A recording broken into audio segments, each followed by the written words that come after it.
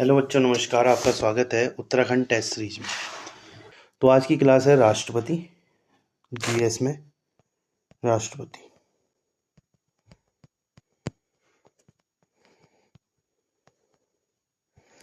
तो राष्ट्रपति पढ़ेंगे आज हम, और एग्ज़ाम की दृष्टि से काफ़ी महत्वपूर्ण टॉपिक है। इससे प्रश्न आता है और कई बच्चे कंफ्यूज हो जाते हैं और आंसर कर नहीं पाते हैं इसका। तो कोशिश रहेगी कि सारे सारे इससे रिलेटेड जितने भी फैक्ट बनते हैं सब आपको बता दिया जाए और नोट करा दिया जाए। ठीक है, तो पेन और कॉपी पकड़ेंगे और नोट्स बनाएंगे। और बता दूं, वीडियो पटवारी लेखपाल जो एग्ज़ाम होना है उसके लिए क्लासेस चलाई जा रही हैं। ठीक है, आज है 12वां दिन। क्लास आपको कल मिलेगी है, लेकिन रिकॉर्ड 12वें दिन हो रही है ये।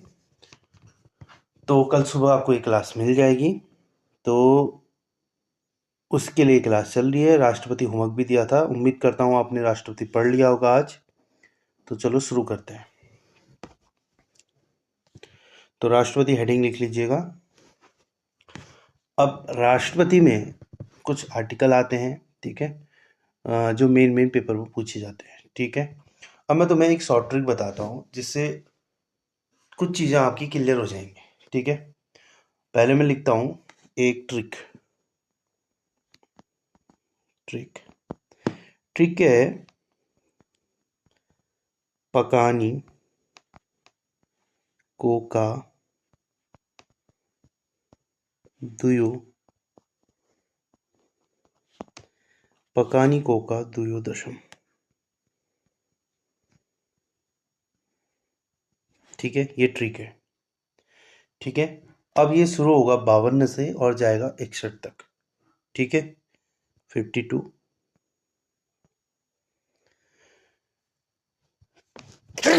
सॉरी,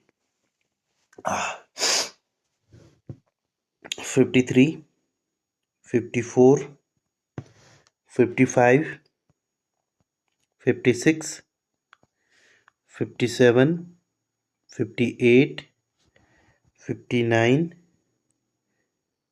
60, 61। तो 52 से लेके आपके 61 तक सारे आर्टिकल इसमें है।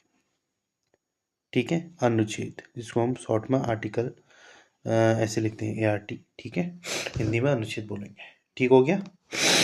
अब इनको एक एक करके थोड़ा समझा देते हैं आपको। ठीक है, ये शॉर्ट ट्रिक है, ये याद कर सकते हो आप एक लाइन में, पकानी कोका द्वयोदशम। ठीक है, अगर पूछ लिया जाए कि राष्ट्रपति का पद किस अनुच्छेद में है या किस अनुच्छेद में है राष्ट्रपति का पद, तो आपका आंसर रहेगा आर्टिकल 52 में। ठीक है, अगर पूछ लिया जाए कि राष्ट्रपति का दोबारा निर्वाचन किस आर्टिकल में के तहत हो सकते हैं, किस आर्टिकल में लिखा है। ठीक है, तो आप क्योंकि देखो, प का नी को का दोबारा निर्वाचन, ये दू से है दोबारा निर्वाचन, तो आर्टिकल 57, अनुच्छेद 57, अनुच्छेद 57। ठीक है, अगर वैसे पूछें कि राष्ट्रपति का शपथ किस आर्टिकल में है, क्योंकि द्वयोदशम दशम, ठीक है, शौ से शपथ है। ठीक है, तो राष्ट्रपति का शपथ अनुच्छेद 60 में। तो ऐसे हम क्या करते हैं, एक एक करके इनको थोड़ा सा बताते हैं आपको। ठीक है, तो पहले मैं पकानी को करूँगा। पकानी में प आएगा,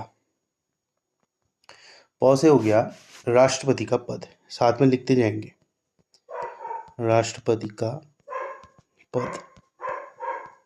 ठीक है, ये आएगा आर्टिकल 52 में। ठीक है, याद कर लीजिएगा। अब का आएगा, का से आएगा कार्यपालिका का प्रधान, कार्यपालिका का प्रधान, ये आएगा आर्टिकल 53 में।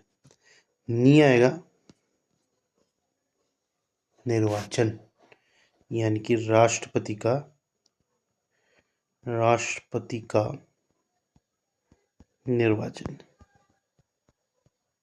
ठीक है, इसको अंडरलाइन कर दे रहा हूँ, नीचे निर्वाचन, आर्टिकल 53 और 54। ठीक, पकानी का हो गया। ठीक, अब वैसे ही आएगा आपका को का। ठीक है, को और का एक साथ लिख देता हूँ, प का नी को का, को से आएगा आपका कोटा, कोटा। ठीक है, यानी कि न्यूनतम कोटा क्या है राष्ट्रपति के निर्वाचन होने को, इसको निर्वाचन की रीति भी बोल सकते हो। ठीक है, इसमें लिख दो निर्वाचन की रीति, निर्वाचन की रीति, इसको बोलेंगे कोटा, या था आर्टिकल 55 में। इनको एक एक करके समझाएंगे भी। ठीक है, वैसे आएगा का से आएगा कार्यकाल, कार्यकाल कितना होता है राष्ट्रपति का, कब कम किया जाता है, कब घटाया जाता है, मृत्यु होने पर क्या होगा, नया राष्ट्रपति बनेगा तो कैसे बनेगा, ये पूरा कार्यकाल में आएगा आपका। ठीक है, कार्यकाल अनुच्छेद आर्टिकल 56 में आएगा। ठीक है, कितने वर्ष का होता है वैसे कार्यकाल, 5 वर्ष का। ठीक है, राष्ट्रपति का कार्यकाल, प्रधानमंत्री का कार्यकाल, मुख्यमंत्री का कार्यकाल, इन सब का कितना होता है, 5 वर्ष का होता है। ठीक है, आगे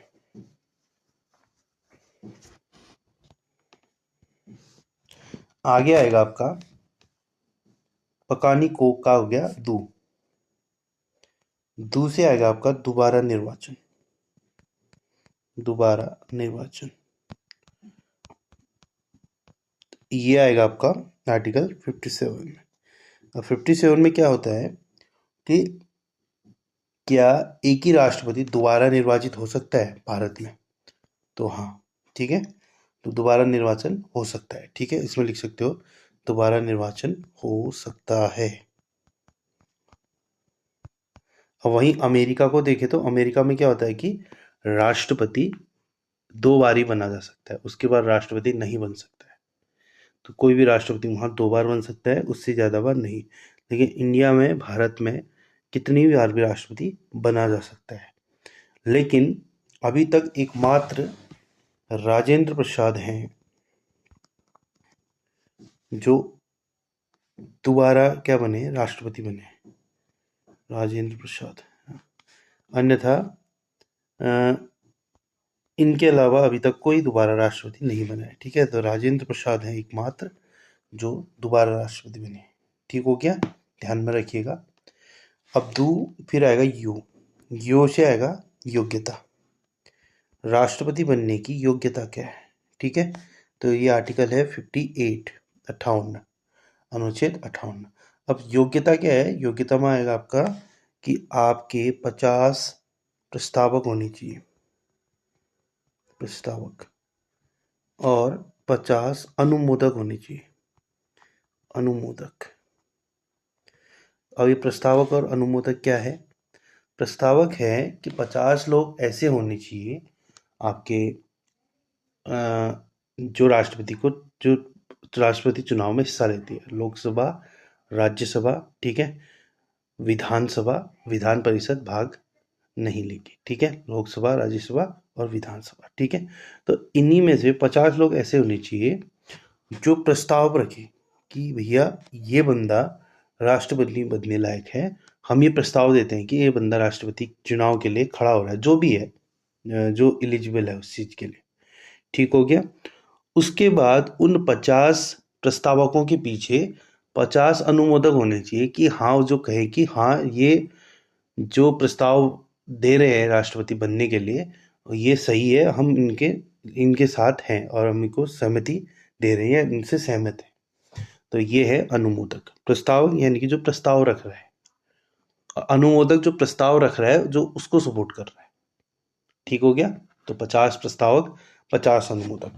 ठीक है, ज़्यादा कंफ्यूजन नहीं होना है। 50 प्रस्तावक, 50 अनुमोदक, किसके लिए, राष्ट्रपति चुनाव के योग्यता में इसको कंसिडर किया जाता है। ठीक है, अब द से आएगा दशाएं, दो यो हो गया ना, द से आएगा दशाएं, दशाएं, दशाएं यानी कि शर्त। थोड़ी सी आवाज़ धीमी आ रही होगी तो, लेकिन पढ़ने लायक ठीक आ रही होगी क्लास, मतलब वॉइस मेरी। ठीक है, तो दशाएं आएगी 59 में।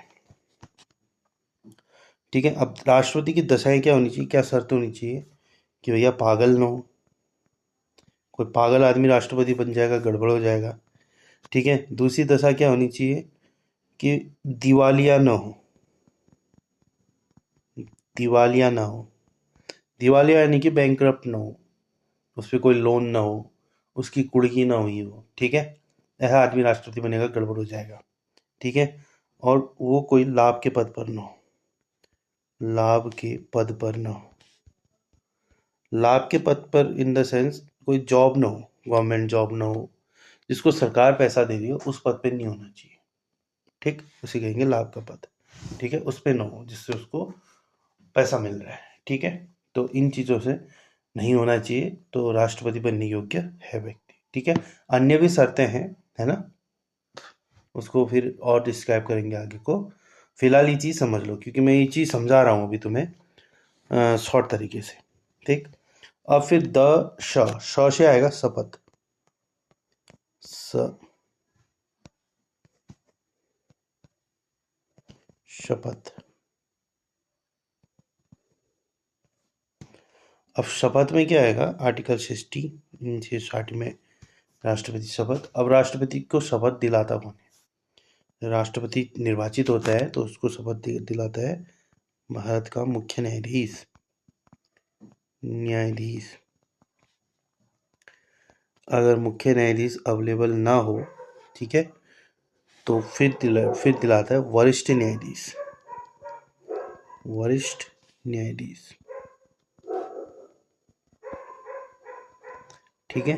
मुख्य न्यायाधीश ना हो तो वरिष्ठ न्यायाधीश क्या करता है, शपथ दिलाता है, ठीक है, ये ध्यान रखना। आगे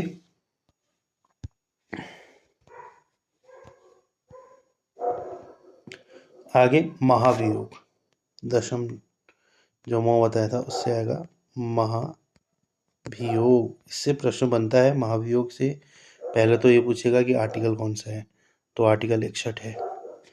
दूसरा पूछेगा भैया प्रक्रिया क्या है महाभियोग की, तो महाभियोग की प्रक्रिया क्या है कि संसद का कोई भी सदन क्या कर सकता है, राष्ट्रपति पर महाभियोग की प्रक्रिया शुरू कर सकता है। ऐसा जरूरी नहीं कि लोकसभा वो करे, पहले शुरू करे, तो लोकसभा भी कर सकता है, राज्यसभा भी। पर उसने क्या करना होता है कि अपने प्रस्ताव को पास करके या पारित करके दूसरे सदन में भेजना होता है। फिर दूसरे सदन में क्या होगा कि सारी दलीलें सुनी जाएंगी, सब चीज़ किया जाएगा, और फाइनली फिर वोटिंग के माध्यम से कंक्लूजन निकाला जाएगा कि इसको हटाया जाए या नहीं, ठीक है। तो महाभियोग की प्रक्रिया किसके लिए होती है, पद से हटाने के लिए होती है, ठीक है। राष्ट्रपति को पद से हटाने के लिए कौन सी प्रक्रिया होती है, महाभियोग, जो अनुच्छेद 61 में आता है, आर्टिकल 61 में आता है, ठीक हो गया। तो आपको ये चीज़ें समझ आ गई होंगी जो मैंने 52 से लेके 61 तक चीज़ें आपको बताई, ठीक है। अब एक एक करके जो मेन मेन चीज़ें हैं उनके बारे में थोड़ा सा जान लेते हैं, ठीक है। तो हेडिंग डालिएगा आर्टिकल या अनुच्छेद 55, अनुच्छेद 55, 55, ठीक है, या ऐसे लिख लो आर्टिकल 55। अगर कोई अंग्रेजी माध्यम वाला बच्चा है तो ये लिखें, हिंदी वाला ये लिखें, और ज़्यादातर मैं हिंदी में ही पढ़ाता हूँ, तो अंग्रेजी माध्यम वाले थोड़ा सा अंडरस्टैंड कर लें चीज़ों को, ठीक है। तो क्लासेस मैं हिंदी में ही देना प्रेफर करता हूँ, मेरे को हिंदी में पढ़ाना थोड़ा कंफर्टेबल लगता है, ठीक हो गया। चलो आगे बढ़ते हैं। तो आर्टिकल 55 या अनुच्छेद 55 क्या कहता है कि राष्ट्रपति की निर्वाचन की विधि बताता है, ठीक है। क्योंकि स्टार्टिंग में ही जो तुम पहला देखोगे आर्टिकल 52, वो क्या करता है कि राष्ट्रपति के पद को डिफाइन करता है कि राष्ट्रपति का पद भारत में राष्ट्रपति का एक पद होना चाहिए, वो बात कौन करता है, अनुच्छेद 52। और अनुच्छेद 55 मैंने लिखाया भी था आपको शॉर्ट फॉर्म में जो बताया था, कोटा, ठीक है। कोटा यानी कि क्या है, मतलब किस आधार पर राष्ट्रपति को चुना जाए, या मैंने ब्रैकेट में लिखा था निर्वाचन की रीति, ठीक है।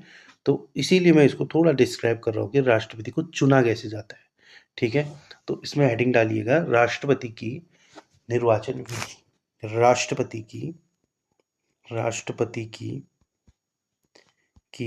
निर्वाचन विधि, निर्वाचन विधि। तो कैसे राष्ट्रपति को चुना जाता है, ठीक है। बहुत ही इम्पोर्टेंट टॉपिक है आपके लिए, तो मैं आपसे गुजारिश करूंगा कि आप बहुत अच्छे से इस क्लास को पढ़ें, ठीक है। साथ में नोट्स भी बनाएं।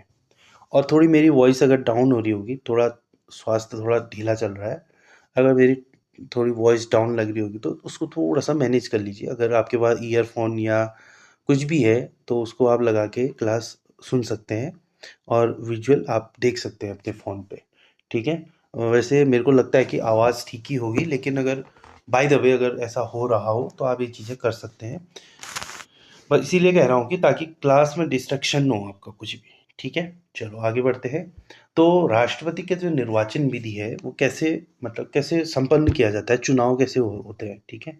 तो राष्ट्रपति का चुनाव, तो पहला पॉइंट तो यही बन जाएगा कि राष्ट्रपति का चुनाव कैसे होता है, एकल संक्रमणीय आनुपातिक गुप्त मतदान प्रणाली से होता है, ठीक है। अब एकल संक्रमणीय आनुपातिक और गुप्त मतदान प्रणाली। अब गुप्त मतदान प्रणाली तो आप समझते हो कि भैया किसी को बताया नहीं जाता कि मैं इसको वोट दे रहा हूँ। ये मतलब गुप्त तरीके से मतदान होता है, ठीक है।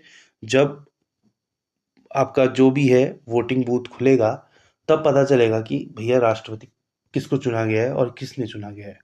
ये पता नहीं चलेगा कि किसने किसको वोट दिया है, ठीक है। ये राष्ट्रपति चुनाव में भी ये नहीं होता है, ठीक है। दूसरा आनुपातिक। अब आनुपातिक क्या है कि इसमें ये देखा जाता है कि किसको कितनी कितनी वरीयता दी है, ठीक है। अब इसका चुनाव कैसे होता है, मैं टेम्पलेट बना के दिखा देता हूँ। मान लो 3 बंदे हैं, 3 लोग हैं, ठीक है। ए, बी और सी, ठीक है। अब 3 लोग चुनाव के लिए खड़े हुए हैं, ठीक। अब इनके साथ क्या क्या किया गया है, एक ऐसे एक स्लिप दी गई है, ठीक है। ऐसे बना देता हूँ एक बार मैं पहले।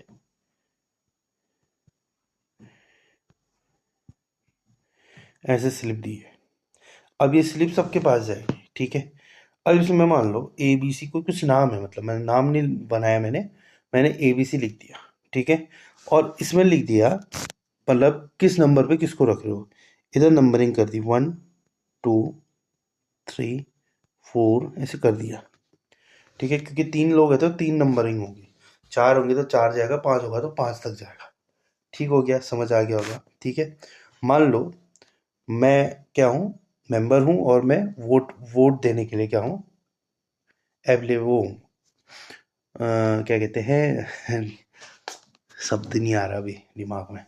मतलब वोट देने के लिए काबिल हूँ, मतलब मैं उस लायक हूँ कि मैं वोट दे सकूँ, मेरे मेरे शर्तें पे मैं हूँ, मतलब मैं मान लो सदस्य हूँ लोकसभा राज्यसभा किसी का भी, ठीक है। अभी वर्ड नहीं आ रहा दिमाग में, पता नहीं क्या हो रखा है, ठीक है। चलो देखो, मान लो मैं बी को चुनना चाह रहा हूँ, तो बी को मैं पहले वरीयता बी को दूंगा। फिर मैं कहूँगा ए भी अच्छा है, ठीक है। मैंने पहले तो बी को चुना, फिर मैंने कहा ए भी ठीक है, तो अब दूसरे में क्या करूँगा, ए को टिक करूँगा, ठीक है। तीसरे में फिर मैं कहूँगा सी, तीसरे में कहूँगा यार ए बी, तीसरे में भी मैंने ए को ही दे दिया, मैंने यहाँ टिक कर दिया। ए मुझे बी से थोड़ा ज़्यादा सही लगा, तो लेकिन वरीयता मैंने तो पहले मैंने बी को दिया, फिर दूसरे में भी ए को दिया, तीसरे में भी ए को दिया। यानी कि मैंने अपने दो दो बार मैंने ए को चुनना चाहा, एक बार बी को, लेकिन बी को पहले चुना।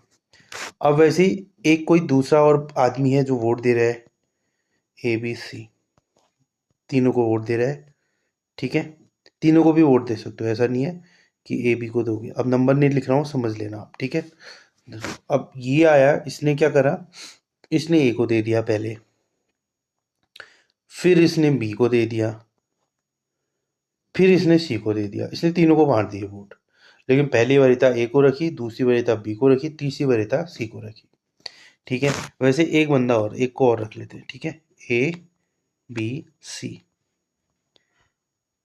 ठीक हो गया, ए बी सी हो गया। अब जो तीसरा आदमी है उसने पहले पहले ऐसा करते हैं पहले, चलो बी को दे देते हैं, बी को दे दिया, ठीक है। फिर उसने ए को दे दिया, फिर उसने तीसरे वाले में चलो बी को दे दिया, फिर तीसरा वाला यहाँ आएगा, ठीक है। अब इसकी काउंटिंग कैसे होगी मैं बताता हूँ। अब पहले देखा जाए, इन तीनों को रखा जाएगा। अब देखा जाएगा कि पहली वरीयता में कौन जीत रहा है। मान लो इसने पहले बी को दिया है, इसने ए को दिया है, इसने बी को दिया है, तो पहली जो चॉइस थी वो बी ज़्यादा लोगों की है। अभी तो 3 ही लोग दे रहे हैं, वैसे बहुत लोग देते हैं वोट। ठीक है, तो यहाँ और यहाँ 2 वोट बी को मिले फर्स्ट वाले में, और ए को एक ही वोट मिला। तो इस हिसाब से कौन जीता? बी जीत गया। बाय द वे, अगर मान लो एक चौथा और होता, वो क्या करता, बी को दे देता पहले। ठीक हो गया, बी को दे देता, तो उस कंडीशन में क्या होता है, इनका टाई अप हो जाता। फिर दूसरे दूसरे नंबर पे किसको ज्यादा चुने हैं? फर्स्ट वाला तो हट गया। अब दूसरे नंबर में पहली बारी था, ए को मिली है, यहाँ भी, यहाँ पहली, यहाँ भी ए को मिला है, बी को एक ही बार मिला है, तो फिर ए जीत जाता। आप समझ रहे हो ना मैं क्या बताना चाह रहा हूँ? तो यही है क्या? आनुपातिक। ठीक है, एकल संक्रमणीय आनुपातिक गुप्त मतदान प्रणाली। ठीक है, तो यही है, ऐसे ही क्या किया जाता है, वोटिंग होती है राष्ट्रपति चुनाव में। ठीक है, ऐसा नहीं होता कि भैया चुनाव चिन्ह है और क्या करो तुम, बटन दबाओ और बस जिताओ। ऐसा नहीं होता, इसमें थोड़ा सिस्टम चेंज होता है। वो मैंने तुम्हें समझाने की कोशिश करी, शायद मैं उम्मीद करता हूँ आपको समझ आ गया होगा। ठीक हो गया? तो ऐसे क्या होता है, इनका चुनाव होता है। अब दूसरा क्या होगा कि इसमें उम्मीदवार हेतु 50 प्रस्तावक वो 50 अनुमोदक होते हैं।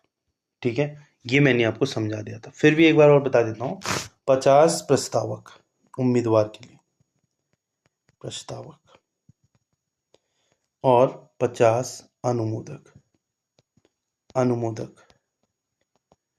अब ये क्या है, प्रस्तावक क्या है, मान लो ए, बी, सी और डी, 4 लोग खड़े हो गए राष्ट्रपति चुनाव के लिए। उन्होंने मनसा जताई कि भैया हम इस बार राष्ट्रपति चुनाव लड़ेंगे और राष्ट्रपति बनेंगे। ठीक हो गया, बनना एक ही को है।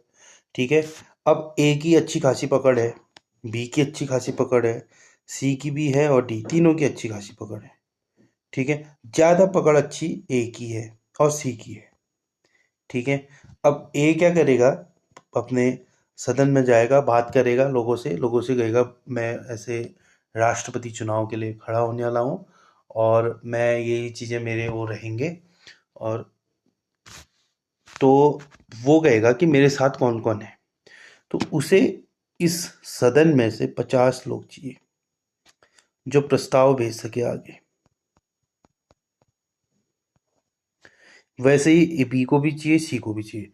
मान लो बी को 50 नहीं मिले तो वो बाहर हो गया, ये डी को भी 50 नहीं मिले, वो भी बाहर हो गया। अब लड़ाई है ए और सी में, इसको भी मिल गए प्रस्तावक जो आगे प्रस्ताव भेज सके 50 लोग।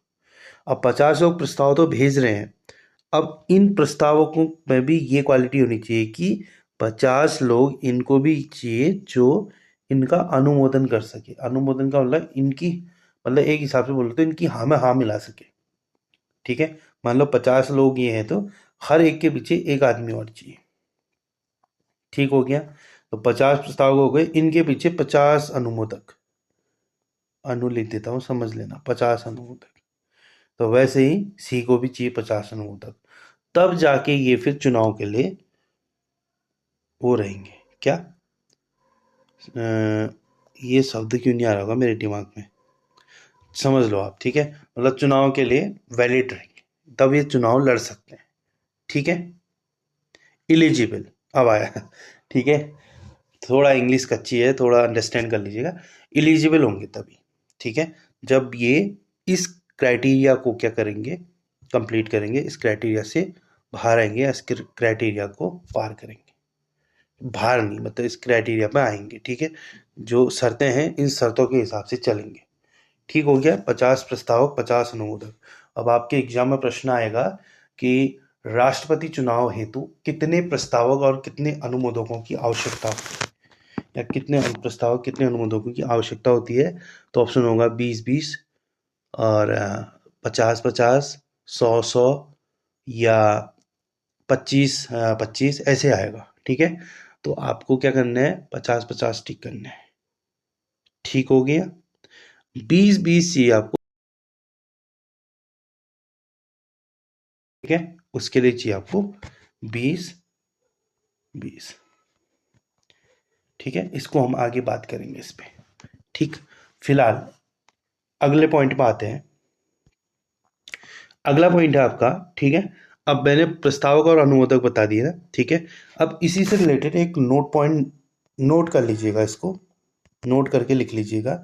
ये भी पूछा जा सकता है, ठीक है। अब क्योंकि पूछने का तरीका अब चेंज हो चुका है, अब वो ये भी नहीं कहेगा कि कितने प्रस्तावक कितने अनुमोदक, वो कहेगा निम्न कथनों पर विचार कीजिए।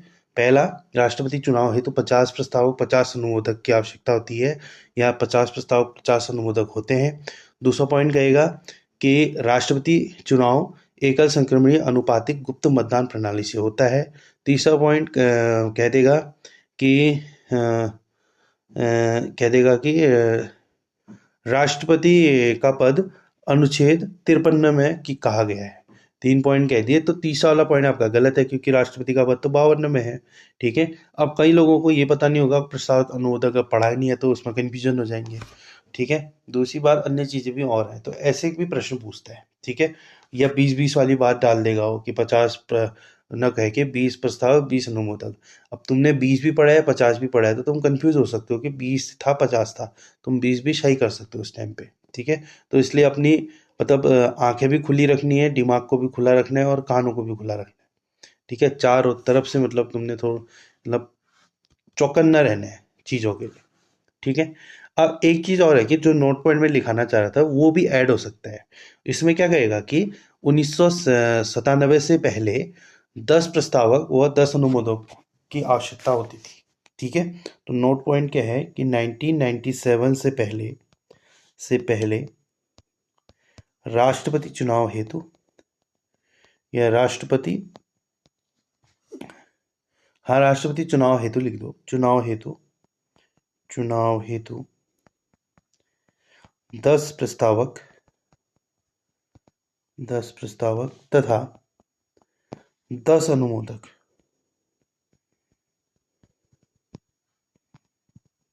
की आवश्यकता होती है।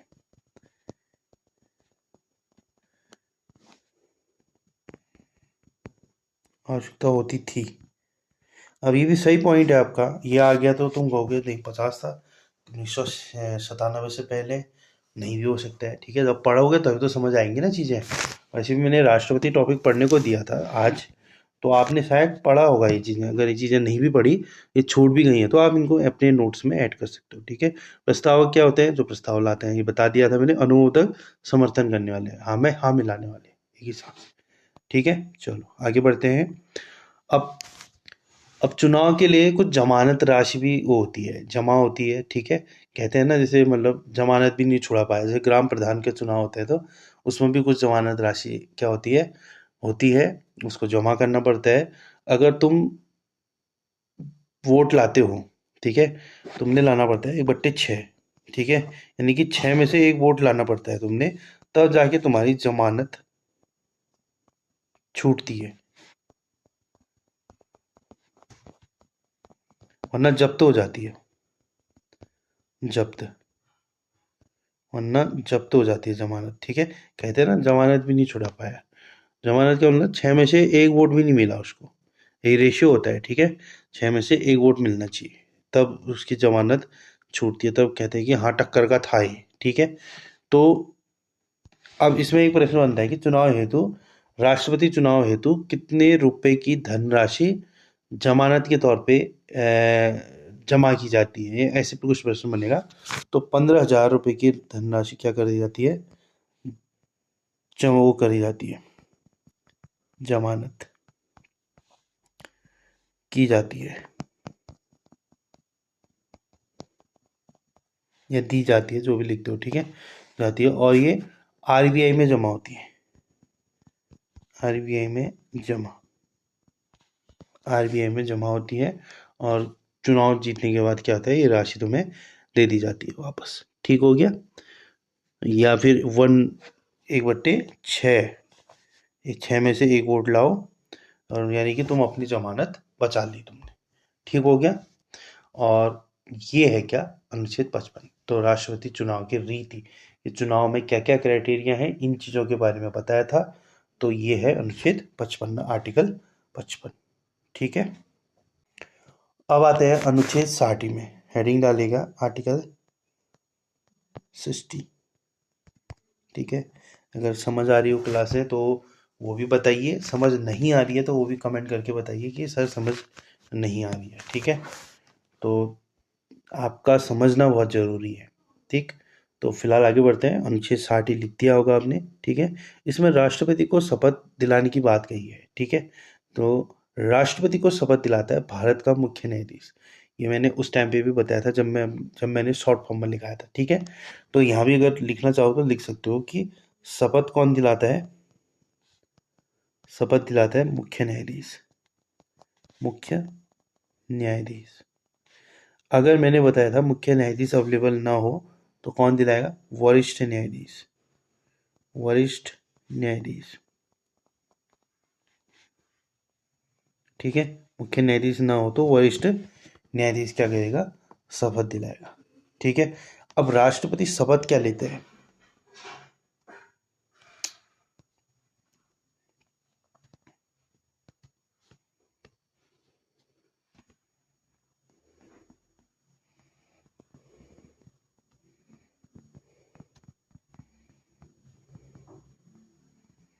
राष्ट्रपति शपथ क्या लेता है? ठीक है, तो राष्ट्रपति भारतीय संविधान की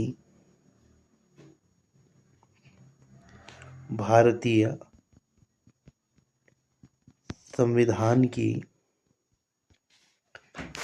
परिलक्षण परिलक्षण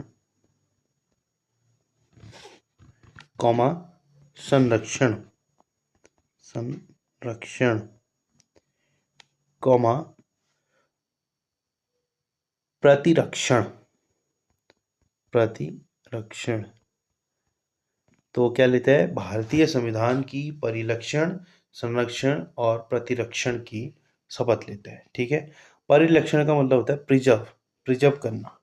ठीक है, संरक्षण मतलब होता है प्रोटेक्ट करना और प्रतिरक्षण का मतलब होता है डिफेंड करना।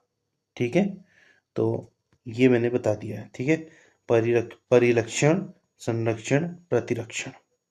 ठीक है, डिफेंड करना, प्रोटेक्ट करना और प्रिजर्व करना। ठीक है, इसकी शपथ लेता है। आगे अब लिखेंगे अनुच्छेद 56 यानी कि आर्टिकल 56। अब अनुच्छेद 56 में कहता है कि राष्ट्रपति का कार्यकाल कितना होना चाहिए। ठीक है, इसमें कार्यकाल की बात की है। कार्यकाल। अब पहली बात 5 वर्ष, ये तो बच्चे बच्चे को भी पता होगा। ठीक है, दूसरा, अगर 5 साल पहले मतलब 5 वर्ष से पहले ही अगर उसने कार्यकाल छोड़ना पड़े, ठीक है, तो किस माध्यम से छोड़ेगा? त्यागपत्र। त्यागपत्र देगा। ठीक है, अब राष्ट्रपति, एक प्रश्न बनता है, पेपर में आया भी था कि अपना त्यागपत्र किसको देता है? तो वो अपना त्यागपत्र उपराष्ट्रपति को देता है। उपराष्ट्रपति को। ठीक है, तो राष्ट्रपति अपना त्यागपत्र उपराष्ट्रपति को देगा। ठीक है, अगर बाय द वे उपराष्ट्रपति पद पे ही नहीं है, उपराष्ट्रपति पद पे नहीं है, उपराष्ट्रपति की आकस्मिक मृत्यु हो चुकी है या उपराष्ट्रपति ने पद छोड़ दिया है, उपराष्ट्रपति अगर त्यागपत्र देगा तो राष्ट्रपति को देगा। ठीक है, बाय द वे उपराष्ट्रपति है ही नहीं पद में, तो उस कंडीशन में भारत का मुख्य न्यायाधीश त्यागपत्र किसको देगा? मुख्य न्यायाधीश को।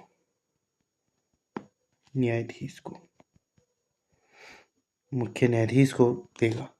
मुख्य न्यायाधीश भी अवेलेबल ना हो तो सुप्रीम कोर्ट के वरिष्ठतम जज को, सुप्रीम कोर्ट के वरिष्ठतम जज या न्यायाधीश, वरिष्ठ न्यायाधीश कह सकते हो। ठीक है, शपथ दिलाना और ये एक ही चीज़ हुई। ठीक है, वरिष्ठ न्यायाधीश को या वरिष्ठतम जज जो भी लिखते हो। ठीक है, तो उपराष्ट्रपति है तो ठीक है, वरना मुख्य न्यायाधीश, ये नहीं है तो वरिष्ठ न्यायाधीश। ठीक हो गया, तो वरिष्ठ न्यायाधीश क्योंकि कितने जज हैं? 33 जज होते हैं, 33 में से एक तो होगा। चलो ये नहीं है, ये नहीं है, इनमें 33 होते हैं, 33 में से एक तो होगा, उसको उसको दे देगा त्याग पत्र। ठीक हो गया, तो ये समझ आ गया होगा। तो आगे बढ़ते हैं। अब राष्ट्रपति जब तक उत्तराधिकारी यानी कि नया राष्ट्रपति पद ग्रहण नहीं करता है, तब तक राष्ट्रपति यानी कि पुराना राष्ट्रपति वही पद पर बना रहते हैं। ठीक है। और राष्ट्रपति का चुनाव 6 महीने के अंतर्गत कराना अनिवार्य होता है। किस कंडीशन में? अगर राष्ट्रपति की आकस्मिक मृत्यु हो जाती है या कोई राष्ट्रपति त्यागपत्र दे देता है, तो उस दौरान 6 महीने के अंदर राष्ट्रपति चुनाव कराना अनिवार्य होता है। अब जब राष्ट्रपति त्यागपत्र दे देता है तो उसके बाद उपराष्ट्रपति क्या करता है? कार्यभार संभालता है। ठीक है। और 6 महीने के अंदर नया चुनाव होते हैं, फिर नए राष्ट्रपति नियुक्त होते हैं। उसके बाद नए राष्ट्रपति क्या करते हैं? कार्यभार संभालते हैं। लेकिन इस दौरान राष्ट्रपति का पद एक दिन के लिए भी खाली नहीं होता है। राष्ट्रपति का पद ऐसा है जो खाली नहीं रहता है। ठीक है। इस बात का ध्यान रखेंगे। अगर राष्ट्रपति नहीं है तो उपराष्ट्रपति उस पद को संभालेंगे। उपराष्ट्रपति भी नहीं है तो उस कंडीशन में न्यायाधीश यानी कि भारत का मुख्य न्यायाधीश ये क्या करते हैं? उस पद को संभालते हैं। ठीक है। तो लेकिन राष्ट्रपति का पद क्या होता है? खाली नहीं रहता है। ठीक है। ऐसी कंडीशन एक बार हमारे देश में आई थी, मैं बता देता हूं। राष्ट्रपति जाकिर हुसैन, ठीक है, इनकी कार्यकाल के दौरान मृत्यु हो जाती है। राष्ट्रपति जाकिर हुसैन, जाकिर हुसैन, ठीक है, इनका कार्यकाल था 1967 से 1969 तक। ठीक है। तो कार्यकाल के दौरान क्या होता है? इनकी मृत्यु हो जाती है। कार्यकाल के दौरान मृत्यु। ठीक है। तो उस कंडीशन में उपराष्ट्रपति होते हैं उस टाइम पे वीवी गिरी। ठीक है। इस टाइम पे उपराष्ट्रपति होते हैं उपराष्ट्रपति। थोड़ा स्क्रीन में कम जगह है तो इसलिए मैं क्या कर रहा हूँ, स्लाइड चेंज कर दे रहा हूँ। ठीक है। उस टाइम पे उपराष्ट्रपति होते हैं वीवी गिरी।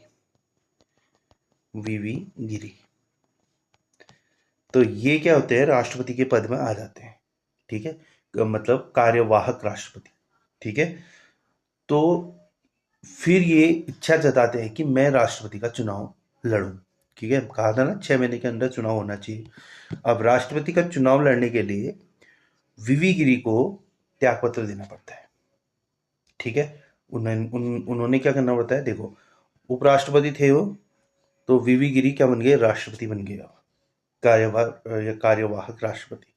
अब वो त्यागपत्र देंगे, पहले पद से मुक्त हो जाएंगे, उसके बाद चुनाव लड़ेंगे। ये नहीं कि राष्ट्रपति हुई, राष्ट्रपति का पद है ही मेरा और मैं चुनाव भी लड़ता हूँ, ऐसा नहीं होता है। ठीक है। चुनाव लड़ने के लिए लाभ के पद पे नहीं होना चाहिए, ये कंडीशन है, तो लाभ का पद नहीं होना चाहिए। ठीक हो गया। तो इस कंडीशन में अब क्योंकि राष्ट्रपति है नहीं, उनकी क्या होगी? मृत्यु हो चुकी है। उपराष्ट्रपति जो राष्ट्रपति बने थे वो चुनाव लड़ने के लिए तैयार हैं। तो इस कंडीशन में क्या होता है कि मुख्य न्यायाधीश उस टाइम पे होते हैं भारत के एम हिदायतुल्लाह। हिदायतुल्लाह। तो उस टाइम पे एम हिदायतुल्लाह क्या होते हैं? भारत के मुख्य न्यायाधीश होते हैं। तो इनको क्या बनाया जाता है? राष्ट्रपति बनाया जाता है। ठीक है। कंडीशन ये है कि पद भी खाली नहीं रहना चाहिए ना। तो बताया था मैंने, या तो उपराष्ट्रपति बनेगा, अगर वो ना हो तो उस कंडीशन में मुख्य न्यायाधीश क्या बनेगा? राष्ट्रपति बनेगा। ठीक है। उपराष्ट्रपति का पद खाली रह सकता है। उपराष्ट्रपति पद में कोई ऐसा वो नहीं है कि वो खाली नहीं रह सकता है खाली वो। ठीक है। लेकिन राष्ट्रपति का पद खाली नहीं रहना चाहिए। ठीक है। तो ये कंडीशन है क्या? राष्ट्रपति में, राष्ट्रपति के कार्यकाल की। ठीक है। अब वीवी गिरी फिर उसके बाद चुनाव जीत जाते हैं। ठीक है। और 1969 से 1974, ठीक है, 1969 से 1974, तो इस दौरान क्या रहते हो? राष्ट्रपति रहते हैं कौन? वीवी गिरी। वीवी गिरी एक फैक्ट के बेस पे लिख लीजिए। ठीक है। राष्ट्रपति बने।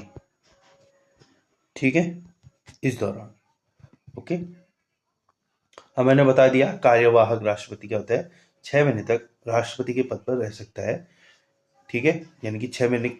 अब देखो ना, क्वेश्चन कैसे बन सकता है। एक तो ये है कि न राष्ट्रपति की मृत्यु के बाद या त्याग पत्र के बाद कितने महीने के भीतर क्या होना चाहिए, चुनाव होना चाहिए, तो 6 महीने के भीतर चुनाव हो जाना चाहिए। ठीक है, अब इसी को घुमा सकता है कि कार्यवाहक राष्ट्रपति कितने टाइम तक राष्ट्रपति बना रह सकता है। अब 6 महीने के अंदर चुनाव होनी चाहिए, तो वो भी तो 6 महीने तक रहेगा ना। तो इसमें भी क्या पॉइंट बन जाएगा तुम्हारा कि वो 6 महीने तक क्या होना चाहिए, राष्ट्रपति रह सकता है। ठीक है, तो इसमें पॉइंट लिख लेना, नोट पॉइंट करके लिख लेना। घुमाने का तरीका हो जाता है ना, घुमा लेता है एग्जाम वाला। इसमें लिखना कार्यवाहक या कार्यभार राष्ट्रपति, कार्यवाहक राष्ट्रपति 6 महीने तक, 6 माह तक कार्यवाहक राष्ट्रपति 6 माह तक राष्ट्रपति के पद पर रह सकता है। जगह नहीं है, मैं बोल रहा हूं राष्ट्रपति के पद पर रह सकता है, इसको नोट कर लीजिए। ठीक हो गया।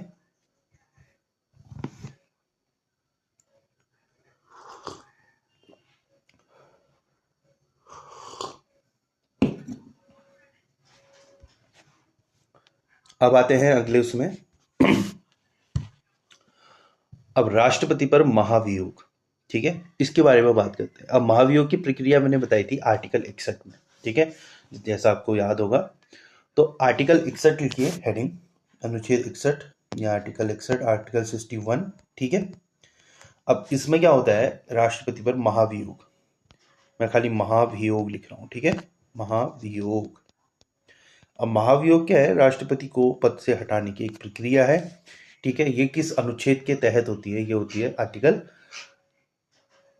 61 या अनुच्छेद 61 के तहत।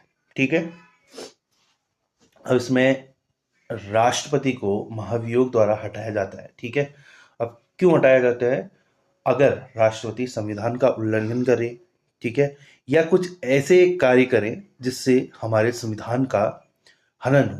ठीक है, तो इस कंडीशन में राष्ट्रपति पर महाभियोग लगाया जा सकता है।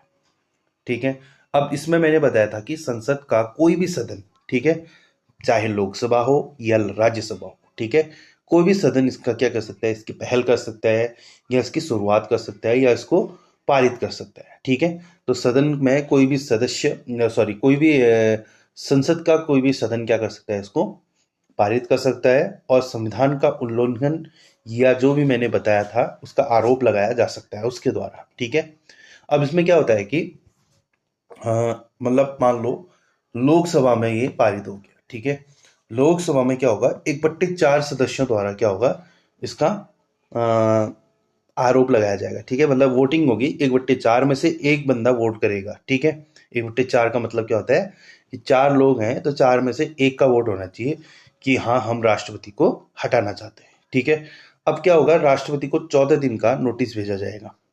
ठीक है, 14 दिन तक कोई कार्यवाही नहीं चलेगी, राष्ट्रपति को नोटिस जाएगा, 14 दिन का टाइम दिया जाएगा, उस दौरान इस विषय पर कुछ बात नहीं होगी, और राष्ट्रपति को मतलब बिल्कुल भी मतलब परेशान नहीं किया जाएगा इस बारे में। ठीक है, अब उसके बाद क्या करते हैं, 14 दिन के बाद उस सदन के 2/3 बहुमत से प्रस्ताव पारित करते हैं और उसको दूसरे सदन में भेज देते हैं। मान लो लोकसभा ने ये पारित किया, तो लोकसभा क्या करेगा, अब 2/3 बहुमत से अगले सदन में भेजेगा, राज्यसभा में भेजेगा।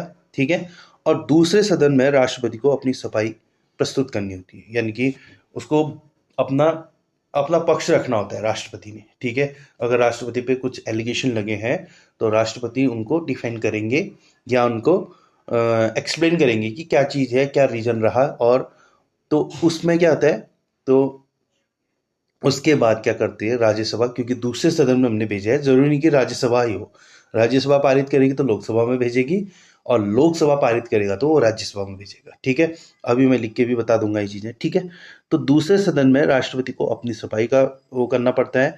इसके बाद उस सदन में, यानी कि जो दूसरा सदन है, उसमें 2/3 बहुमत से राष्ट्रपति को तत्काल उसी समय पद से हटा दिया जाता है। ठीक है, इसे कहते हैं महाभियोग की प्रक्रिया। ठीक है, अब ये महाभियोग सिर्फ राष्ट्रपति पर लगता है। ठीक है, अन्य किसी पे नहीं लगता है, सिर्फ राष्ट्रपति पे महाभियोग की प्रक्रिया लागू होती है, महाभियोग द्वारा उनको हटाया जाता है। और अब आगे बढ़ते हैं, अब इसके बारे में थोड़ा सा नोट कर लीजिए क्योंकि इम्पोर्टेंट वो है, ये फैक्ट है और इसमें क्वेश्चन बन सकते हैं इससे रिलेटेड। ठीक है, तो राष्ट्रपति पर महाभियोग की प्रक्रिया में पहला पॉइंट अगर आप लिखना चाहेंगे तो लिखेंगे कि संविधान का उल्लंघन करने पर, संविधान का उल्लंघन उल्लंघन करने पर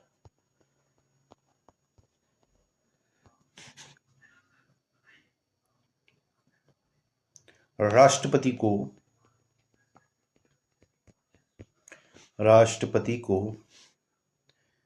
महाभियोग द्वारा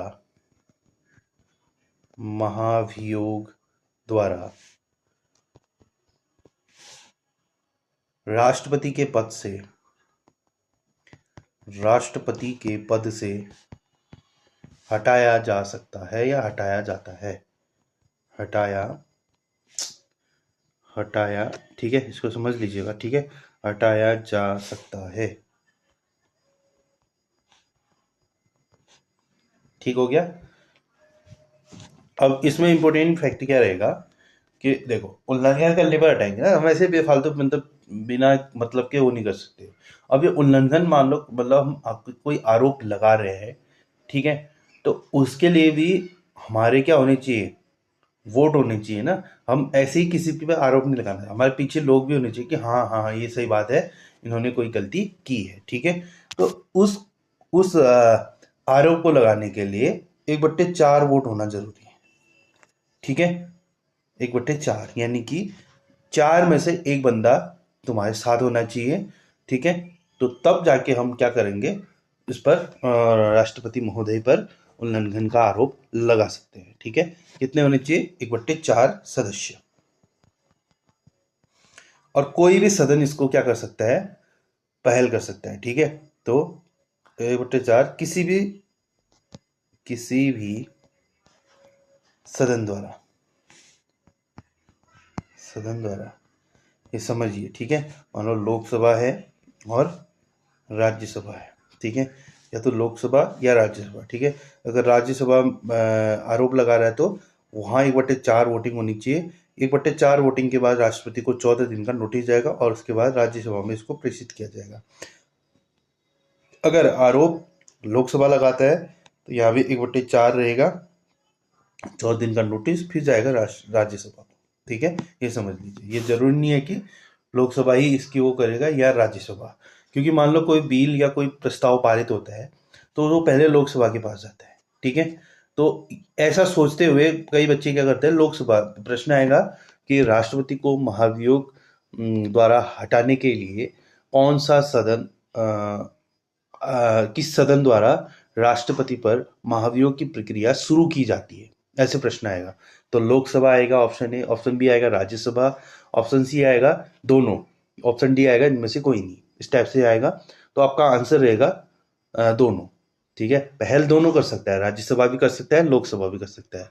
अब आप सोचोगे कि आपके दिमाग में रहेगा कि कोई प्रस्ताव पारित होता है तो पहले लोकसभा के पास जाता है, फिर राज्यसभा, ठीक है, फिर राष्ट्रपति क्या करते हैं, हस्ताक्षर करते हैं। लेकिन इस कंडीशन में ऐसा नहीं होता। इस कंडीशन में या तो लोकसभा या राज्यसभा कोई भी क्या कर सकता है, इसकी शुरुआत कर सकता है या इसकी पहल कर सकता है। ठीक है, ये चीज समझ गए होंगे।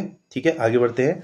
उसके बाद लिख दिया ना, 1/4 सदस्य द्वारा क्या किया जाता है, संविधान उल्लंघन का आरोप लगाया जा सकता है। ठीक है, इसके बाद राष्ट्रपति को 14 दिन का नोटिस भेजा जाता है। ठीक है, इसके बाद 14 दिन का नोटिस, मैं शॉर्ट में लिख रहा हूं, आप लिख लीजिएगा। 14 दिन का नोटिस भेजा जाता है। ठीक है, अगर आपको लग रहा है कि सर ये शॉर्ट हो रहा है तो आप बता दीजिएगा, फिर मैं वरना फुल करूंगा। मैं टाइम बचाने के लिए चीज़ें कर रहा हूँ। ठीक है, क्योंकि एक लिमिटेड टाइम रहता है मेरे पास क्लास रिकॉर्ड करने के लिए, तो इसलिए मैं इस चीज़ को कर रहा हूँ, शॉर्ट में चीज़ें कर रहा हूँ। अगर आपको लगेगा कि सर शॉर्ट में थोड़ा समझ नहीं आ रहा है, हम नहीं बना पा रहे नोट्स, हम लैंग्वेज नहीं बना पा रहे, तो फिर बता दीजिएगा, फिर मैं अगली क्लास से आपको फुल देने की कोशिश करूँगा। ठीक है।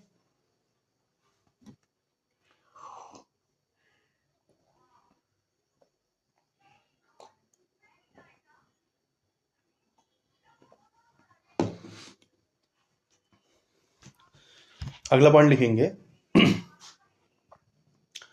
इसके बाद उस सदन से 2/3 बहुमत से 2/3 बहुमत से प्रस्ताव पारित करके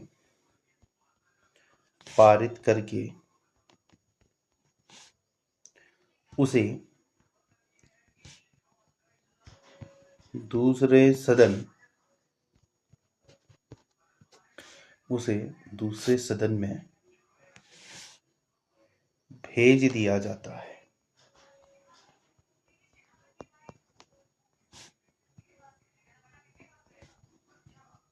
तो ये हो गया क्या, अगला पॉइंट। ठीक है, अगला लिखेंगे, दूसरे सदन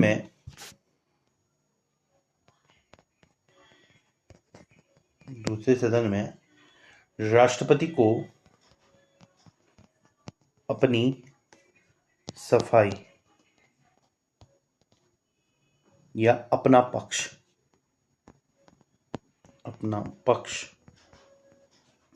रखने का मौका दिया जाता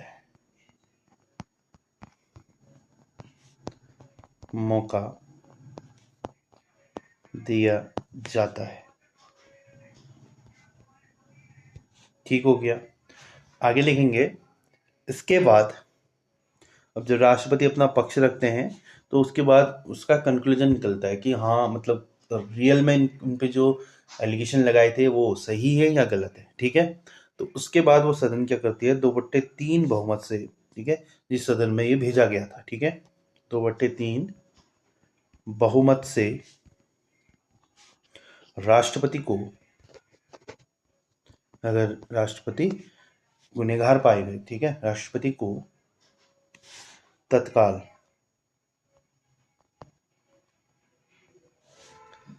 उसी समय पद से हटा दिया जाता है।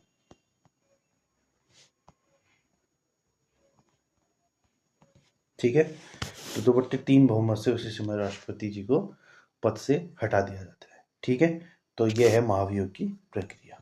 ठीक, अब इसमें क्या है कि ये कुछ नोट पॉइंट बनेंगे इससे। ठीक है, तो नोट पॉइंट क्या है कि महाभियोग सिर्फ राष्ट्रपति पर लगता है। महाभियोग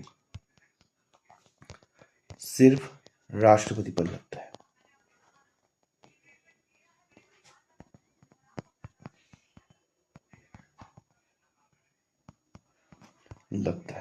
ठीक है, नोट में आ जाएगा।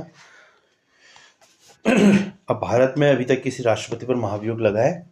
ठीक है, तो इसका आंसर रहेगा कि भारत में अब तक किसी भी राष्ट्रपति को महाभियोग द्वारा नहीं हटाया गया है। ठीक है, तो प्रश्न क्या रहेगा, क्वेश्चन आंसर क्या रहेगा, भारत में अब तक किसी भी राष्ट्रपति को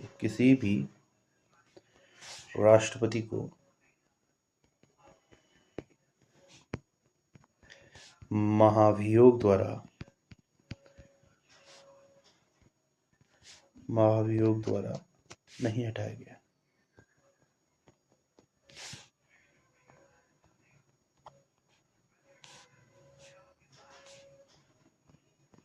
ठीक है, ये पॉइंट भी आप याद रखिएगा।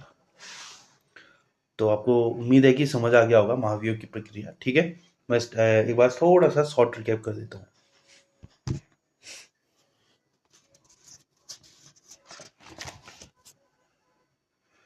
और शॉर्ट रिकैप में क्या होगा कि आपको थोड़ा सा समझाने के लिए, ठीक है, एक साइड लोकसभा एक साइड राज्यसभा लिख देता हूँ। ठीक है, LSRS।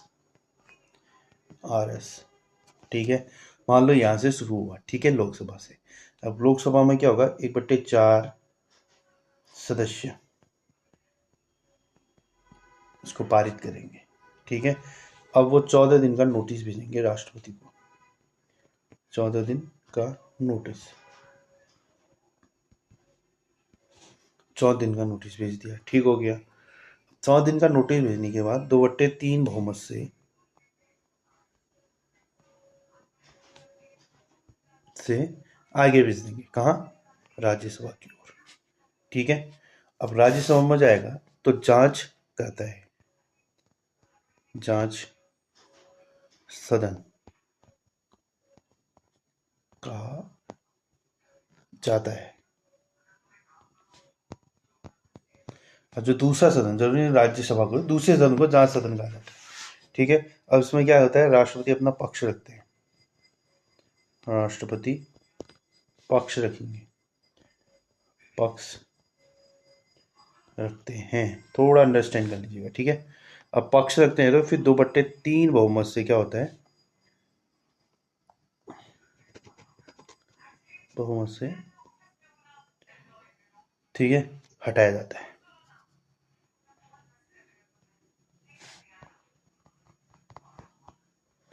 अब जरूरी नहीं है कि 2/3 बहुमत से हटाए, अगर उनका पक्ष, राष्ट्रपति महोदय का पक्ष मजबूत लगे तो हम क्या कर सकते हैं, 2/3 बहुमत से महाभियोग की प्रक्रिया को हटा सकते हैं, मतलब प्रक्रिया नहीं लगेगी उन पर। ठीक है, फिर वो राष्ट्रपति के पद से नहीं हटेंगे।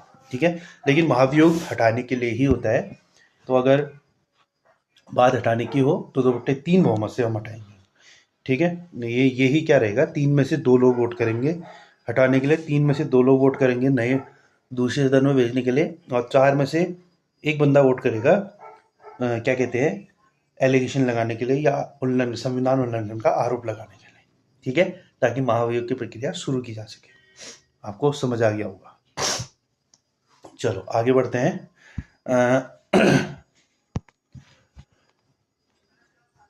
अच्छा, इसमें एक चीज है, अब महाभियोग की थोड़ा 1-2 पॉइंट और है, क्या होता है, आप एग्जाम में पूछ रहे। ठीक है, अब पॉइंट क्या बनता है, देखो, अब महाभियोग की प्रक्रिया में कौन कौन भाग लेते हैं, पहले तो ये है। ठीक है, तो देखो, लोकसभा के सदस्य प्लस 2 जो वो होते हैं, मनोनीत होते हैं। ठीक है, अब तो एंग्लो इंडियन हटा दिया गया है। ठीक है, साथ ही साथ राज्यसभा के सदस्य प्लस 12 मनोनीत मेंबर्स।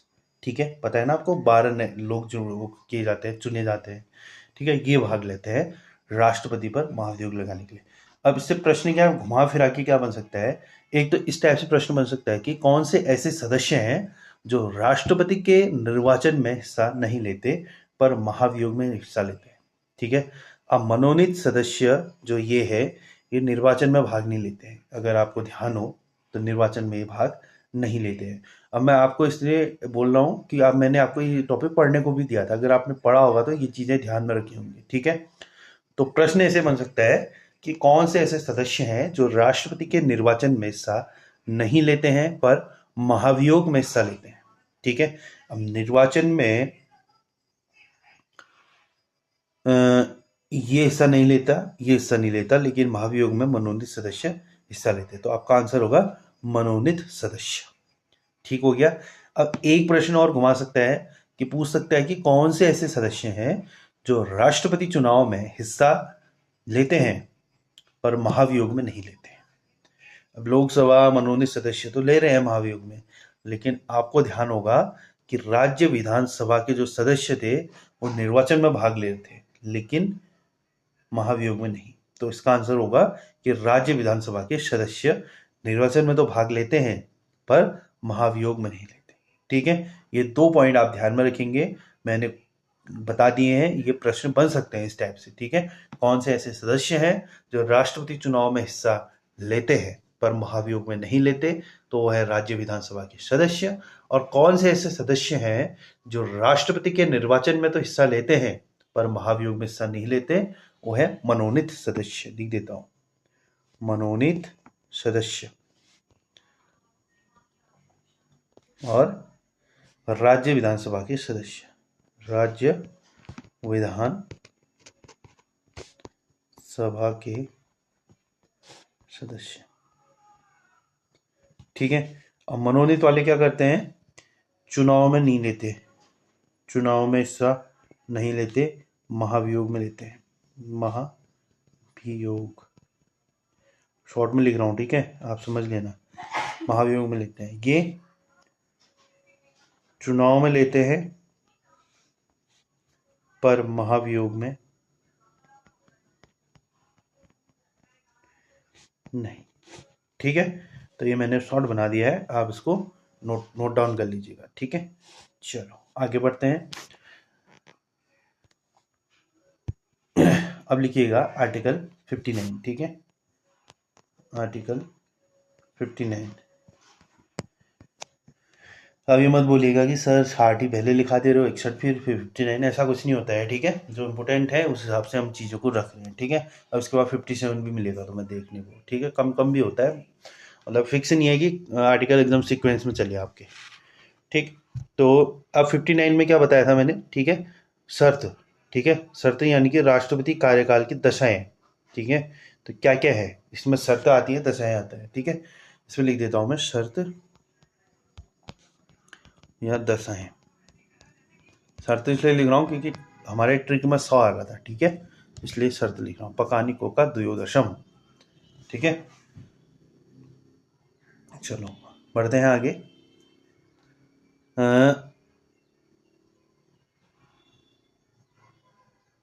अब इसमें दशाएं और शर्त में क्या है कि लोकसभा और राज्यसभा और राज्य विधानमंडल का सदस्य नहीं होना चाहिए राष्ट्रपति। ठीक है, अगर राष्ट्रपति चुनाव के लिए मैंने बोला था ना, लाभ का पद नहीं होना चाहिए, तो लाभ का पद यही है, तो तुम किसी में भी नहीं हो सकते हो। ठीक है, तो इसमें लोकसभा का सदस्य नहीं होना चाहिए, राज्यसभा का सदस्य नहीं होना चाहिए, राज्य विधानमंडल का सदस्य नहीं होना चाहिए। ठीक है, अगर यदि है तो उसने क्या करना पड़ेगा, वहाँ से त्यागपत्र देना पड़ेगा तब जाके, क्योंकि अगर वो राष्ट्रपति के पद पर भी था तो उन्होंने क्या करना पड़ा, त्यागपत्र देना पड़ा था। ठीक है, तब जाके वो चुनाव में पार्टिसिपेट कर पाए। तो ऐसे ही अगर तुम किसी भी पद पे हो तो तुमने तो त्यागपत्र देना पड़ेगा। ठीक है, लाभ के पद पर न हो, राष्ट्रपति को लाभ के पद पे नहीं होना पड़ेगा चुनाव लड़ने के लिए। ठीक हो गया, तो ये चीज़ ध्यान में रखना। तो शर्त क्या है? पहला, लोकसभा का सदस्य न हो, लोकसभा का सदस्य नहीं होना चाहिए, राज्यसभा का सदस्य नहीं होना चाहिए, और राज्य विधानमंडल का नहीं होना चाहिए। ठीक है, राज्य विधान मंडल का सदस्य में नहीं होना चाहिए। ठीक है, तो ये क्या है? और एक कंडीशन क्या होगी? लाभ के पद पे न हो, लाभ के पद पर न हो। ठीक, अब आगे बढ़ते हैं। ठीक है, आगे क्या आएगा आपका? आर्टिकल 57। ठीक है, इसमें राष्ट्रपति का पुनर्निर्वाचन, यानी कि राष्ट्रपति को दोबारा चुना जा सकता है। ठीक है, पुनर्निर्वाचन, पुनर्निर्वाचन। ठीक है, दोबारा लिख देता हूँ, थोड़ा सा समझना है कहीं आपको। पुनर्निर्वाचन, दोबारा चुनना। ठीक है, पकानी को का द्वयोदशम, दोबारा निर्वाचन। ठीक है, तो 57 में बताया था ना मैंने। ठीक है, अब राष्ट्रपति कितनी भी बार बनाया जा सकता है। ठीक है, तो इसमें क्या है, अनलिमिटेड टाइम है, कि ऐसा फिक्स नहीं है कि 2 साल 3 साल, मतलब 2 बार चुनाव लड़ सकता है, 3 बार चुनाव लड़ सकता है। ठीक है, तो इसमें मतलब कितनी भी बार वो चुनाव लड़ सकता है और राष्ट्रपति बन सकता है। लेकिन मैंने बताया था कि अमेरिका में नहीं है ऐसा प्रावधान, अमेरिका में सिर्फ 2 बार ही राष्ट्रपति बनाया जा सकता है। ठीक है, अमेरिका का रेफरेंस इसलिए दे रहा हूँ ताकि थोड़ा अंतर पता चले कि हम दोबारा निर्वाचन पढ़ क्यों रहे हैं। ठीक है, तो अमेरिका में ऐसा क्या है, रिस्ट्रिक्शन है कि 2 बार से ज़्यादा तुम नहीं बन सकते हो, लेकिन इंडिया में ऐसा नहीं है। ठीक है, तो ये था 57। अब आगे बढ़ते हैं। आगे हेडिंग डालिएगा राष्ट्रपति की शक्तियाँ। ठीक है, राष्ट्रपति की कौन कौन सी पावर है, इनके बारे में थोड़ा जान लेते हैं। ठीक है, राष्ट्रपति के पास 3 तरह की पावर है, कार्यपालिका पावर, ठीक है, विधायिका और न्यायपालिका। ठीक है, अब कार्यपालिका शक्ति में राष्ट्रपति, संघ की कार्यपालिका की शक्ति सारी जितनी भी है राष्ट्रपति में नीत होती है। ये 53 में हमने पढ़ा था। ठीक है, प का नी को का पढ़ा था ना, का से कार्यकाली या कार्यपालिका या संघ की कार्यपालिका की शक्ति राष्ट्रपति में निहित होती है, पढ़ा था हमने आर्टिकल 53 में। ठीक है, तो अब कार्यपालिका शक्ति में कौन कौन सी चीजें आती हैं? ठीक है, पहले तो संघ की कार्यपालिका के सभी कार्य राष्ट्रपति के नाम से किए जाते हैं या किए जाएंगे। ठीक है, ये आर्टिकल 77 कहता है। ठीक है, थोड़ा नोट डाउन कर लीजिए ताकि थोड़ा कंफ्यूजन न बन जाए कहीं क्रियोस, मतलब ऐसा ना हो कि सब खिचड़ी बन जाए। ठीक है, तो हेडिंग डालिएगा राष्ट्रपति की शक्तियां। राष्ट्रपति की शक्तियां, शक्तियां। ठीक है, अब इसमें आएगा पहला कार्यपालिका। कार्यपालिका शक्ति। दूसरा आएगा विधायिका शक्ति।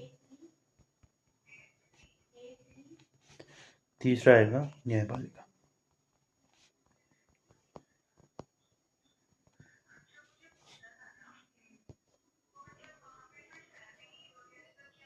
ठीक है, तो हेडिंग डालिएगा कार्यपालिका शक्ति।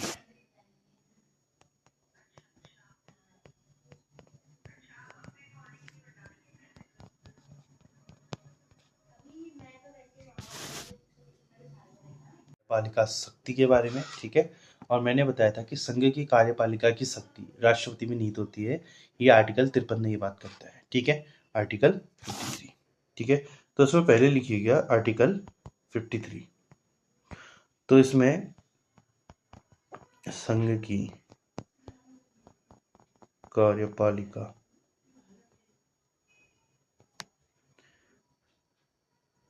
की शक्तियां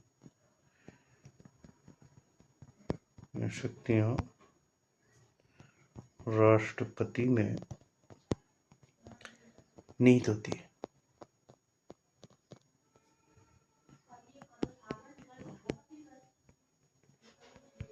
ठीक है, ये बात करता है आर्टिकल 53। ठीक है, अब ऐसे ही आर्टिकल 77 लिखिएगा। आर्टिकल 77, तो इसमें लिखिएगा कि संघ की कार्यपालिका के सभी कार्य राष्ट्रपति के नाम से किए जाएंगे। मैं थोड़ा शॉर्ट में लिख रहा हूँ, सभी कार्य राष्ट्रपति के नाम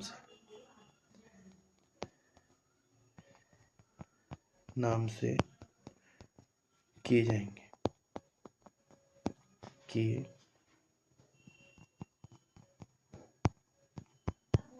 सभी कार्य राष्ट्रपति के नाम से किए जाएंगे। किसके? संघ की कार्यपालिका के सभी कार्य राष्ट्रपति के नाम से किए जाएंगे। यह बात करता है 77। ठीक है,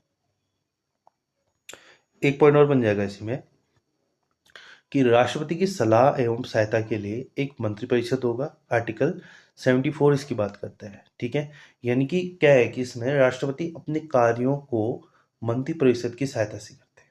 ठीक है, यानी कि आर्टिकल 74 क्या बात करता है कि राष्ट्रपति की सलाह एवं सहायता के लिए मंत्रिपरिषद होगा। अब किसके लिए होगा? राष्ट्रपति की सलाह एवं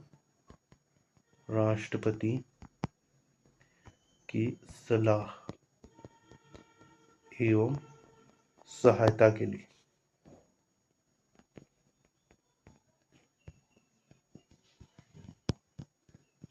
ठीक है, राष्ट्रपति की सलाह एवं सहायता के लिए मंत्रिपरिषद होगा, यानी कि राष्ट्रपति क्या करेंगे? अपने कार्यों को मंत्रिपरिषद की सलाह से करेंगे, उनसे डिस्कस करेंगे, तब जाके वो कार्य को करेंगे।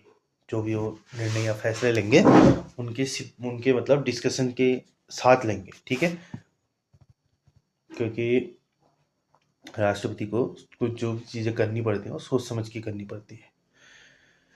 ठीक, अब इसमें एक चीज़ और बनता है कि जैसे राष्ट्रपति है वो नाम मात्र का अध्यक्ष होता है और प्रधानमंत्री का होता है वास्तविक अध्यक्ष होता है। ठीक है, ये थोड़ा सा एक पॉइंट बनाता है जिसमें ये बता दिया कि राष्ट्रपति सिर्फ नाम मात्र का अध्यक्ष होता है, प्रधानमंत्री वास्तविक अध्यक्ष होता है। यानी कि राष्ट्रपति को कुछ भी अगर करना है, कुछ भी काम करना है या मतलब कुछ भी चीज़ें करनी है तो प्रधानमंत्री या मंत्रिपरिषद की सहायता से ही करेंगे। ठीक है, उनका खाली फेस होता है राष्ट्रपति का कि हाँ राष्ट्रपति महोदय हैं, इनके हस्ताक्षर के बिना काम नहीं होगा, लेकिन एक्चुअल में जो पूरा वो होता है प्रधानमंत्री या मंत्रिपरिषद आपस में बैठ के डिस्कशन करते हैं, तब जाके वो चीज़ें आगे बढ़ती हैं। ठीक हो गया, चीज़ें समझ आ गई होंगी। आगे बढ़ते हैं, अब बात करते हैं कि राष्ट्रपति किन किन की नियुक्ति करता है। ठीक है, तो नियुक्ति नियुक्ति लिखेंगे, नियुक्ति। तो पहले तो राष्ट्रपति करता है प्रधानमंत्री की नियुक्ति, प्रधानमंत्री 75 आर्टिकल के तहत नियुक्ति। अब पहले तो प्रधानमंत्री की नियुक्ति करता है अनुच्छेद 75 के तहत, ठीक है। फिर करता है मंत्रिपरिषद,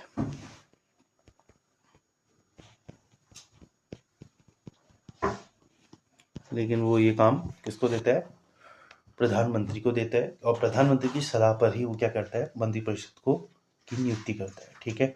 महान्यायवादी,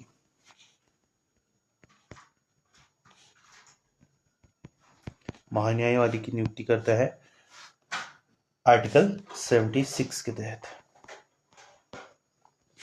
ठीक। अगली नियुक्ति करता है वो सीजीए, जिसको बोलते हैं नियंत्रक महालेखा परीक्षण, ठीक है।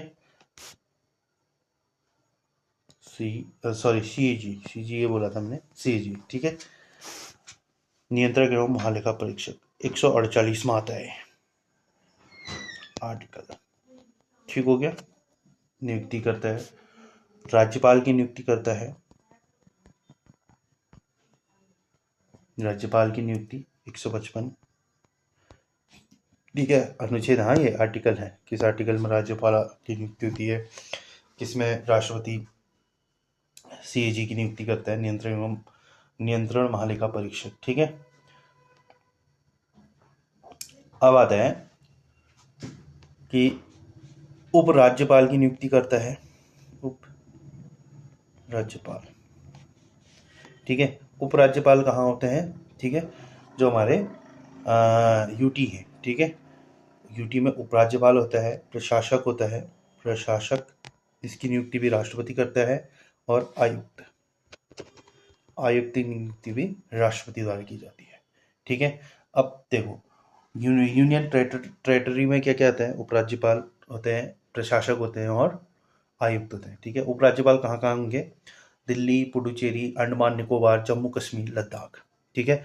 प्रशासक लक्षद्वीप में दमनदीप, ठीक है, या दमन द्वीप, दादर नगर हवेली, पूरा एक ही हो गया आप, ठीक है।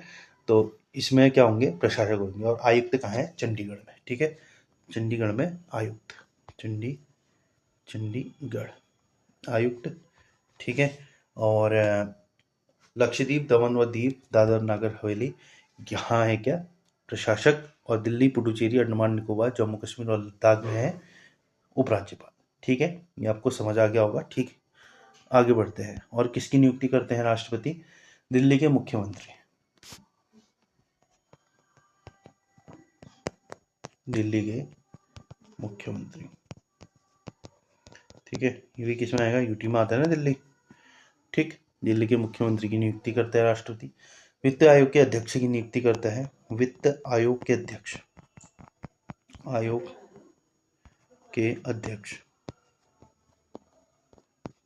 इसकी नियुक्ति भी राष्ट्रपति करता है, ठीक है।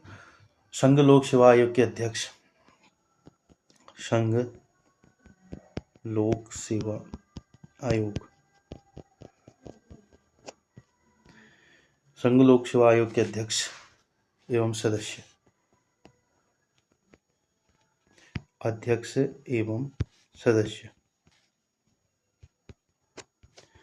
ठीक है। संघ लोक सेवा आयोग के अध्यक्ष एवं सदस्यों की नियुक्ति भी राष्ट्रपति द्वारा की जाती है। वैसे ही निर्वाचन आयोग के अध्यक्ष और सदस्य की नियुक्ति राष्ट्रपति करते हैं, ठीक है। मानवाधिकार आयोग के अध्यक्ष और सदस्यों की नियुक्ति राष्ट्रपति करता है। पिछड़ा वर्ग आयोग के अध्यक्ष और सदस्यों की नियुक्ति राष्ट्रपति करते हैं। महिला आयोग के अध्यक्ष और सदस्यों की नियुक्ति राष्ट्रपति करते हैं, ठीक है। अल्पसंख्यक आयोग की नियुक्ति राष्ट्रपति करता है, अध्यक्ष और सदस्यों की, ठीक है। सुप्रीम कोर्ट और हाई कोर्ट के जजों की नियुक्ति राष्ट्रपति करता है, ठीक है। SC/ST आयोग के अध्यक्ष और सदस्यों की नियुक्ति भी राष्ट्रपति करता है, ठीक है। इन सब की नियुक्ति राष्ट्रपति क्या करते हैं, मंत्रिपरिषद की सलाह पर करते हैं, ठीक है। यानी कि मंत्रिपरिषद की सलाह लेंगे और इनकी नियुक्ति करते हैं राष्ट्रपति, ठीक है। जितने भी मतलब विभाग, मतलब वो है क्या कहते हैं, हमारे आयोग हैं, लगभग सारे आयोगों के अध्यक्षों और सदस्यों की नियुक्ति राष्ट्रपति द्वारा ही की जाती है। ठीक है, ये ध्यान में रखेंगे। और ये किसकी सलाह पर होगा? ये क्या कहते हैं, मंत्रिपरिषद और की सलाह पर किया जाता है। प्रधानमंत्री और मंत्रिपरिषद की सलाह पर ये चीज़ें की जाती हैं। ठीक है, तो आज की क्लास हो गई है बहुत लंबी, मुझे ऐसा प्रतीत हो रहा है। ठीक है, तो मैं इसको सेकंड पार्ट में कवर करूँगा अब, जितना बचा है। ठीक है, जिसमें हम राष्ट्रपति की शक्तियों को आगे बढ़ाएंगे। ठीक है, विधायी शक्तियाँ हैं और न्यायपालिकाई शक्तियाँ हैं, इनको पढ़ेंगे। इसके बाद चैप्टर हमारा समाप्ति हो जाता है। बस आप लोग जो होमवर्क दिया जा रहा है उसको कंप्लीट करें। ठीक है, और उम्मीद करता हूँ कि आपको आज की कक्षा अच्छी लगी होगी। कोई डाउट वगैरह रहता है तो आप पूछ सकते हैं, बेझिझक पूछिए। ठीक है, उस डाउट को क्लियर किया जाएगा। और राष्ट्रपति से रिलेटेड आज के जो वो रहेंगे एमसीक्यू रहेंगे, वो आज मिल जाएंगे आपको। मैंने कल इसलिए नहीं डाले एमसीक्यू ताकि कल क्लास नहीं हो पाई थी किसी कारणवश, थोड़ी स्वास्थ्य खराब था। ठीक है, तो मैंने क्लास आज अपलोड कर दूंगा आपको। ठीक है, तो ठीक है, मिलते हैं अगली क्लास में। और आप तब तक पढ़ते रहिए। ठीक है, और होमवर्क बिल्कुल प्लीज़ होमवर्क ज़रूर कीजिए। ये आपके लिए बहुत महत्वपूर्ण दिन है, जितने भी बचे हैं अब। तो आप अपने इन दिनों का भरपूर यूज कीजिए। और होमवर्क प्लीज़, होमवर्क में आपको लिखना नहीं है, आपको सिर्फ पढ़ना है, चीज़ों को समझना है, पढ़ना है अपनी। क्योंकि आप अगर वीडियो एग्ज़ाम के लिए अगर आप पढ़ रहे हैं, तैयारी कर रहे हैं, फ्रेशर तो हो नहीं। अगर हाँ, फ्रेशर बच्चा अगर कोई पढ़ रहा है मेरे पास, तो प्लीज़ वो बता दें मुझे। उनके लिए बैच बना है, फाउंडेशन बैच। ठीक है, उसमें डिटेल में पूरा एक एक टॉपिक वाइज, एक एक चैप्टर वाइज चीज़ें पढ़ाई गई हैं, डिटेल में पढ़ाई गई हैं। ये है क्रैश कोर्स, रिवीजन कोर्स। ठीक है, जिसमें हम टारगेट दे रहे हैं आपको, आपको पढ़ना है दिन भर और शाम को मॉक लगाना है। तो इसी हिसाब से इस बैच को तैयार किया गया है। तो इसमें आपको मेन टॉपिक, कुछ टॉपिक मिलेंगे, और कुछ टॉपिक मतलब ऐसे मिलेंगे जो बीच से उठाए गए। जैसे राष्ट्रपति पढ़ाया मैंने अभी, आपको मूल अधिकार नहीं पढ़ाया। मूल अधिकार क्योंकि लंबा है, तो मूल अधिकार के लिए 1-2 दिन लगेंगे। वो उसकी रिकॉर्डिंग चल रही है, वो रिकॉर्डिंग होगा, पूरा एक साथ डाल दूंगा मूल अधिकार वाला। ठीक है, तो मूल अधिकार अलग चीज़ है। ठीक है, मतलब लंबा टॉपिक है, उससे प्रश्न भी आते हैं, तो इसलिए उसको अभी नहीं रखा है। ठीक है, राष्ट्रपति कर दिया है, कल राष्ट्रपति कंप्लीट करेंगे और उपराष्ट्रपति शुरू करेंगे। ठीक है, कल वाली क्लास में। चलो बच्चों, मिलते हैं।